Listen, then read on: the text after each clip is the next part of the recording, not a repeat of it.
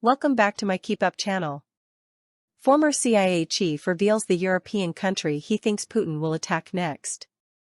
Vladimir Putin will invade a NATO country if he succeeds in Ukraine, it was warned today. David Petraeus, a respected former U.S. general and CIA chief, also claimed Lithuania would be most at risk. He said Russia could launch an incursion into that Baltic state to test Western resolve or as a precursor to a wider offensive. Mr. Petraeus, who headed the CIA after a stellar military career, also criticized U.S. President Donald Trump for repeatedly granting second chances to Putin and took aim at predecessor Joe Biden for failures to adequately arm Ukrainian forces. Mr. Petraeus, who led tens of thousands of U.S., British and other nationality troops in both Iraq and Afghanistan, also called on the UK to withdraw from international accords forbidding the use of cluster munitions on the battlefield. He said that these weapons could prove an essential deterrent. Speaking at the Policy Exchange think tank in London, Mr. Petraeus said, "What we've seen is 3 incidences where the US president has threatened that in 2 weeks we'll have to take a different approach. We'll see this time what actually happens." The US also temporized far too long over individual decisions such as M1, Abrams, tanks. A blind man on a dark night could see it had to be the F-16, a multi-role fighter aircraft. There were no more MiGs anywhere in Europe we could provide them, the Ukrainians, with, it had to be F-16s. The same with multiple launch rocket systems, the improved conventional munitions and lifting the limits on their use. This was very unhelpful to the Ukrainians.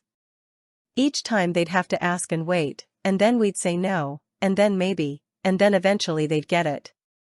We should have done so much with the Ukrainians that they could change the dynamic on the battlefield to show Moscow they cannot achieve additional gains on the battlefield at an acceptable cost. Knowing what is acceptable to them is quite astronomical. Mr. Petraeus stated that Russia's aim was to topple President Volodymyr Zelensky in order to install a puppet leader and to control all of Ukraine. He added, "Once that's done, you are going to see them focus on one of the Baltic states." Lithuania has featured prominently in his speeches, and we should have listened a lot more.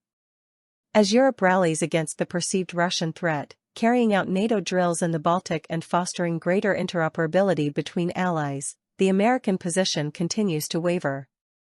Donald Trump's envoy to Kiev echoed Russian talking points on the perceived threat from an expanding NATO late on Thursday. Asked by U.S. network ABC News about a Reuters report that Russia wanted a written pledge over NATO not enlarging eastwards to include Ukraine and other former Soviet republics, Kellogg said, "It's a fair concern." He also reiterated the divisive position of the administration that the U.S. does not want to see Ukraine join the military alliance.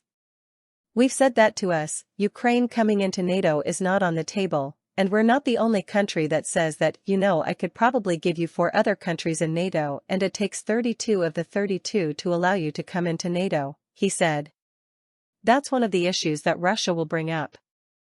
They're not just talking Ukraine, they're talking the country of Georgia, they're talking Moldova, Kellogg said, adding that a decision on U.S. views of NATO enlargement was for Trump to make.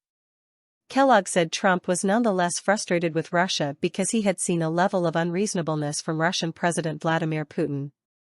He scolded Russia for striking Ukrainian cities and said he had told Ukraine to turn up to talks. A conservative estimate of dead and injured in the Ukraine war, from both sides combined, totals 1.2 million, Kellogg said. Mr. Petraeus described Russia's losses as unimaginable.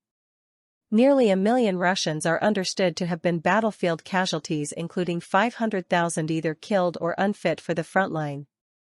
Russia is thought to be dragging its feet over a peace deal so it can capture more Ukrainian territory. The Kremlin has also refused repeated Ukrainian offers of a 30-day ceasefire, insisting that its grievances must be addressed before the fighting stops. While Mr. Trump has changed his tone towards Putin, describing his behavior as absolutely crazy, the U.S. is yet to effectively force him to the negotiating table. Source: dailymail.co.uk. Please like, share, and subscribe. Thank you for watching.